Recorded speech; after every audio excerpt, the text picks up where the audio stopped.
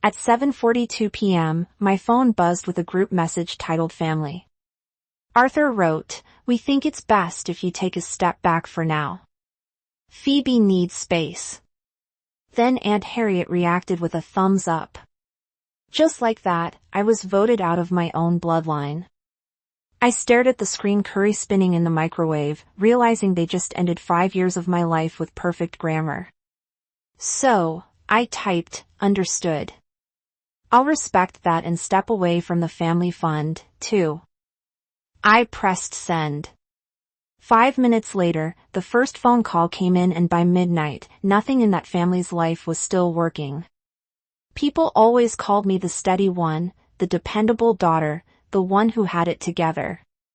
I used to think that was a compliment. Turns out it was just another way to say you'll clean up our mess. 5 years ago, on a night that still smells like wet asphalt and panic, my father called me from a Walgreens parking lot. It was raining so hard I could hear it through the phone, a hollow drumming against his windshield. His voice cracked. "Eleanor, they won't admit Phoebe without insurance. She's not going to make it. Please." I was 27, sitting in my tiny apartment, still believing that love meant saying yes. I opened my laptop, logged into my savings account, and drained every cent I'd been saving for a down payment. $32,000 vanished in a blink. Phoebe was admitted the next morning. My parents called it a miracle. No one mentioned my name. That moment rewired something in me. After she got out, every crisis had my number written on it. Elizabeth's insulin, Arthur's overdrafts, Phoebe's therapy bills. I told myself it was fine. I was helping. Family helps, but help turned into habit. And habit turned into expectation. Then one night over takeout, Arthur said, "Maybe we should make it official. Set up a family fund. You're so good with numbers." I smiled because it sounded responsible, safe, like control. What I built was a leash. The Kenyon Family Fund lived under my name, my account, my routing, my reminders. It paid everything. Prescriptions, mortgages, tires, even small emergencies like Aunt Harriet's dental crown. Every month, I logged in, checked balances, shifted money, and told myself it was temporary. I watched their lives run smoothly because I kept every wheel greased. Jasper, my boyfriend, would joke, "You treat your family like clients who never pay their invoices." I'd laugh, but in the shower later, I'd cry quietly so he wouldn't hear. By year 3, I stopped buying anything new for myself. I canceled Netflix, skipped vacations, ate oatmeal because it was cheap and didn't expire fast. Every time I tried to pull back, another emergency hit. It felt like the universe punished me for trying to breathe.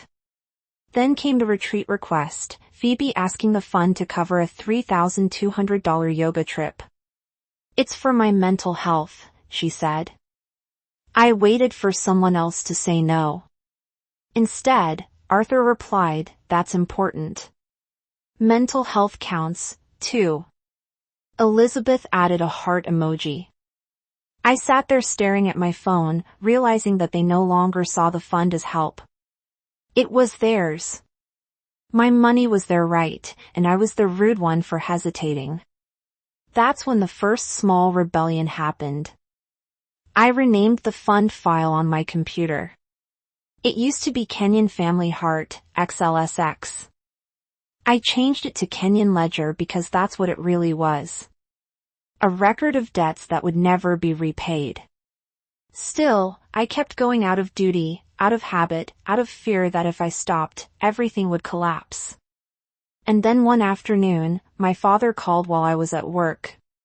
His tone was soft, almost rehearsed. "Sweetheart, maybe you should take a step back for a while. You've been tense lately." That phrase, "take a step back," stuck to the back of my throat like smoke.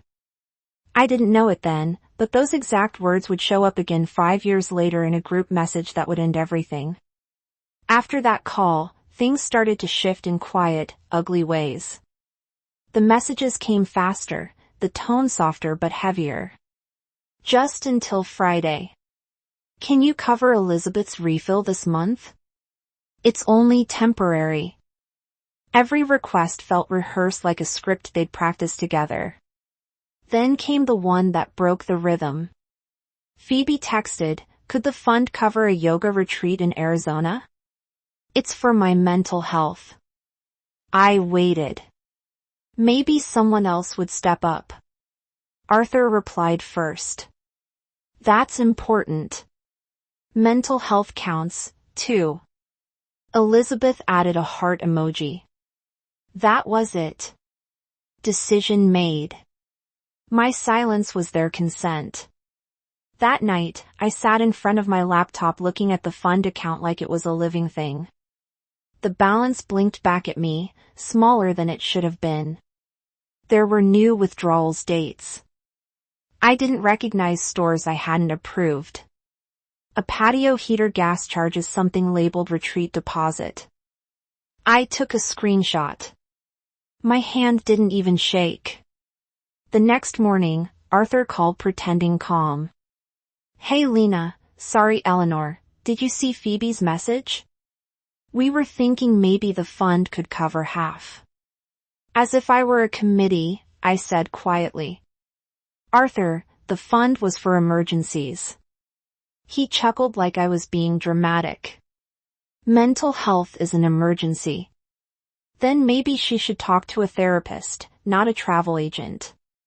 The line went cold.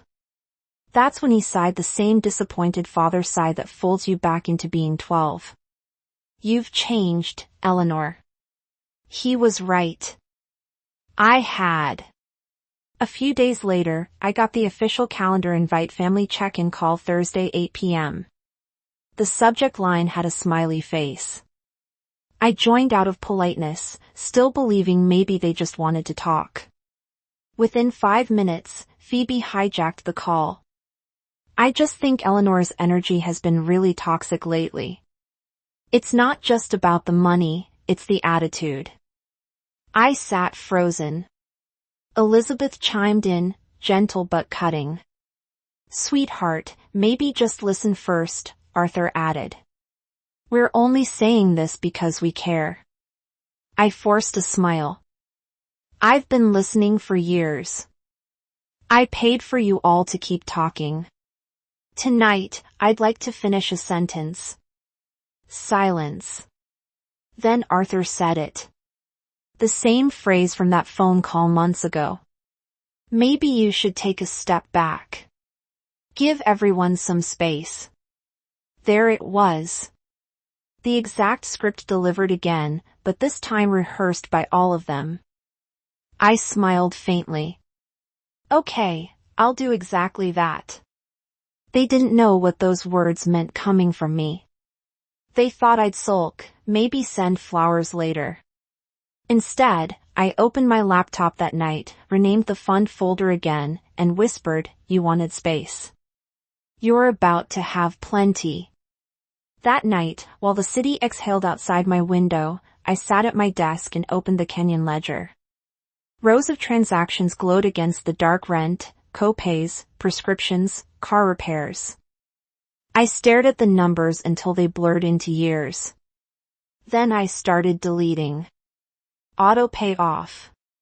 Transfer canceled. Utility payment paused.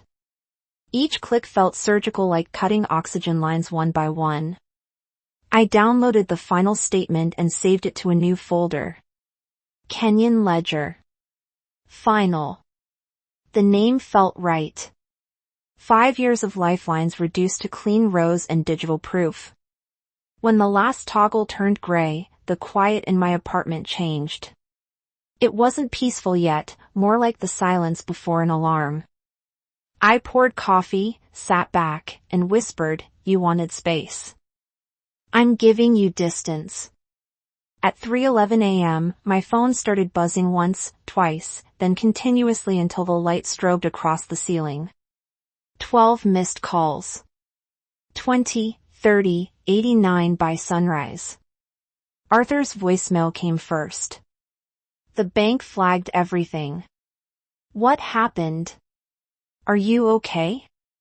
Then, Elizabeth, sweetheart, this isn't what we meant. I need my prescriptions. Please call. Then Phoebe, sharp and trembling. You're cruel. You know I needed that payment. You've always been jealous. Jealous of what? Their dependence. Their chaos. I didn't reply. I watched the notifications pile up like snow. When the phone finally stilled, I exhaled. The silence didn't hurt. It hummed. At 8 a.m., Jasper called. So, space, huh? I laughed for the first time in weeks. Turns out it includes my bank login. He hesitated. You want me to come over? I thought for a moment, then asked, didn't your ex Serafina move into bank compliance? He blinked. Yeah, why? No reason, I said. Just curious. That was my first step from emotional defense to tactical offense. By noon, Arthur texted again, we can fix this.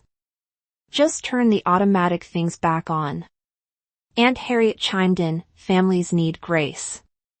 Grace to them meant my money. I closed my laptop and said softly, Grace doesn't pay overdraft fees. That afternoon, the pharmacy called to confirm a declined card. Would you like to update your payment method? The pharmacist asked gently. No, I said. They'll handle it.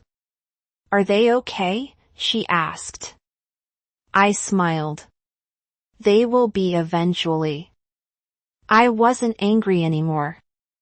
I was documenting because when people think they're entitled to your kindness, the only way to prove you're done is paperwork.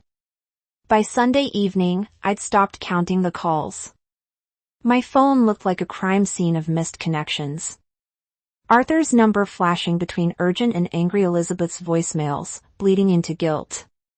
Phoebe's text swinging between tears and rage. Then a new one appeared. Family Zoom 7 Geese 2 p.m. The subject line read, casual check-in. Casual, right? At 6:59, I sat at my desk wearing a soft black sweater, the same one I'd worn when I first created the family fund years ago. There was symmetry in that. My hair was tied back, my voice steady. The Kenyon Ledger folder sat open beside my laptop like a quiet witness. I clicked join meeting. Faces bloomed across the screen, each one familiar, each one pretending not to be cornered. Elizabeth looked tense, hands clasped so tightly the knuckles widened. Arthur paced behind her, jaw set. Phoebe's eyes were already red, though I doubted from crying. Aunt Harriet sat centered in her frame, pearls gleaming, the self-appointed judge of the family court. Cousin Clara, ever the peacemaker, smiled too brightly. Hi everyone. Let's all just keep this civil. Okay, of course, I said. I'd hate to interrupt anyone's civility. Arthur leaned in. You didn't have to cancel the fund, Eleanor. You could have just talked to us. I smiled calm. I didn't cancel it, Arthur. I closed it.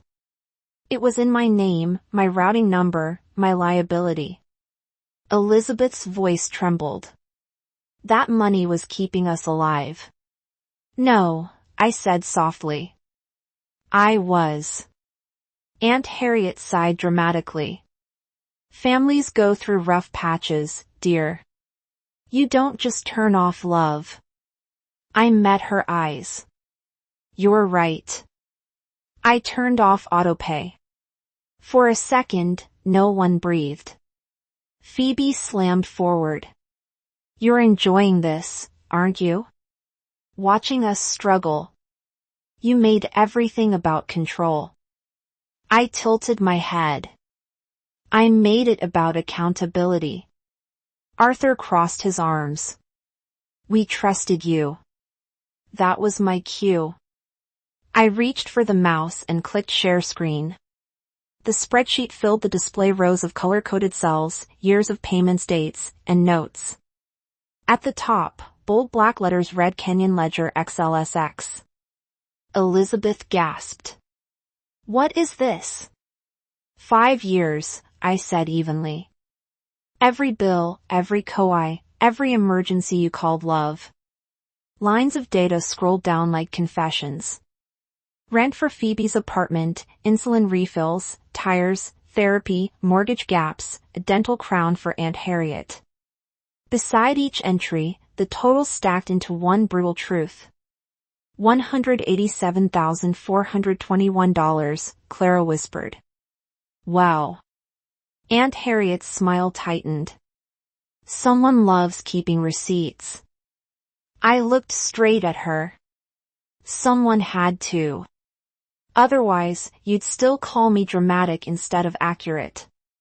Elizabeth covered her mouth. You tracked all this. I nodded. No one else was keeping score, and I was tired of gaslighting myself. Arthur's face went pale. You didn't have to humiliate us. I didn't, I said quietly. I protected us until you made it clear I was the only one who had to. The silence grew so dense it hummed. I clicked to the next tab, another spreadsheet smaller, labeled, What If? Jasper had helped me build it. The totals showed what I could have saved if I hadn't been their safety net. A modest home, a retirement start, a life. Phoebe's voice broke through. You think money makes you better than us? No, I said, but it's the only thing you ever came to me for. A flicker of movement caught my eye.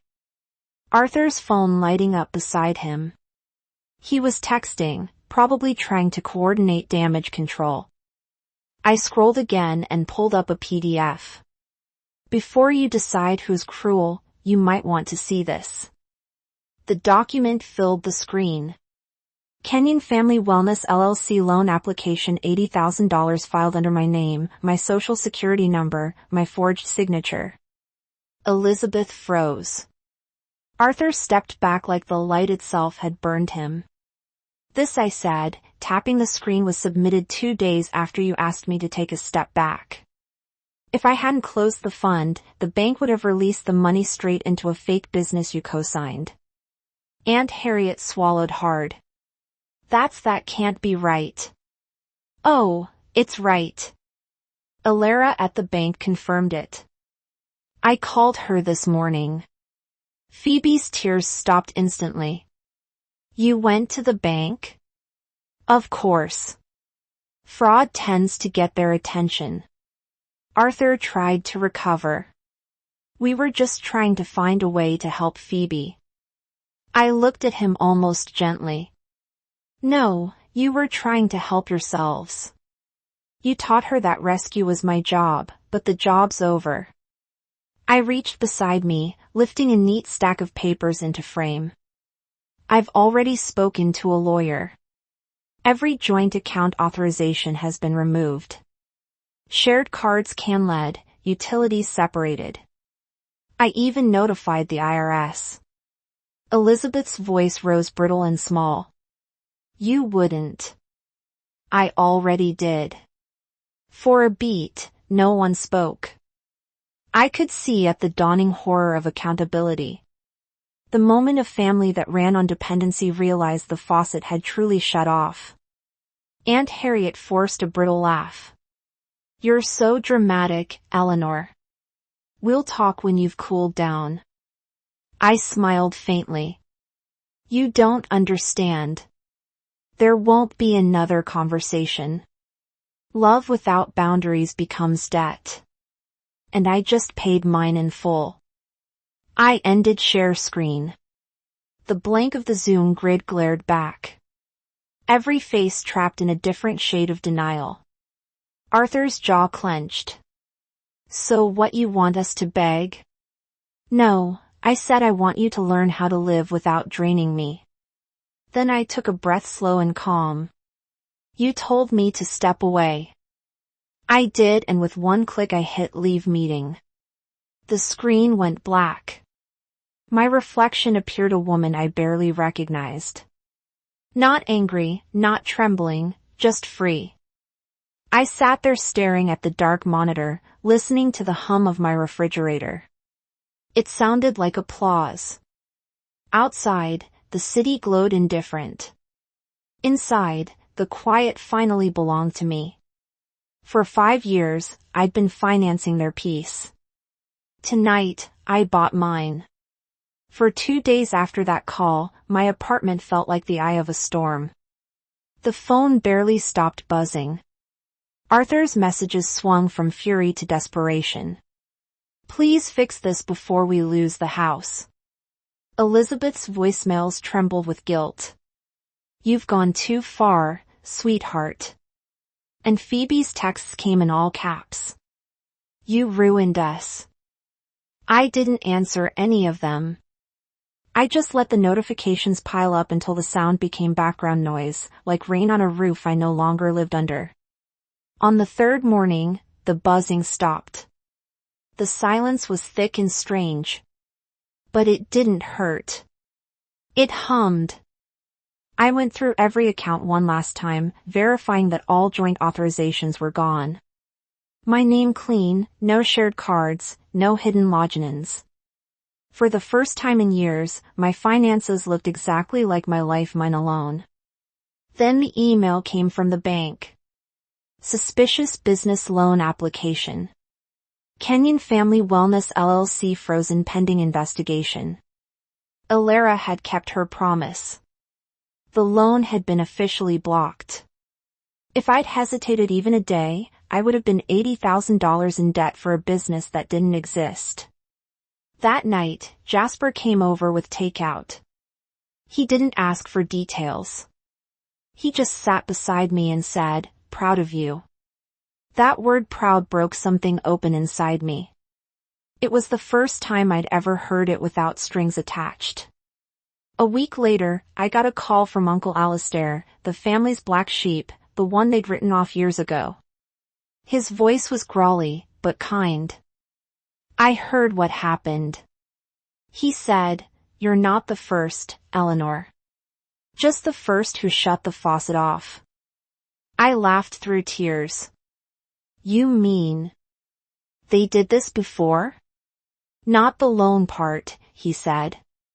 But they bled me dry in the nines. I moved states to survive it. Every generation has one who breaks the pattern. Looks like it's you. When we hung up, I cried for a long time. Not from sadness, but relief. Someone finally understood. For the first time in years, I slept through the night. No buzzing phone, no overdrafts, no guilt, just quiet. The kind you earn. A year has passed since that night. My life is small now, peacefully so. I rent a modest apartment with creaky floors that sing when I walk barefoot. I cook dinner with Jasper instead of ordering takeout. And when I check my bank app, there are no surprise withdrawals. No panic, just calm numbers that belong to me. Last Christmas, Elizabeth emailed a photo of the family by the tree gifts. Unopened smiles forced. The subject line said, "Family still means something." I didn't reply. Coming home would mean giving them the keys to everything I rebuilt. Now when I scroll back to that group chat, the one with Aunt Harriet's little thumbs up, I don't feel anger. I feel proof. Boundaries aren't revenge.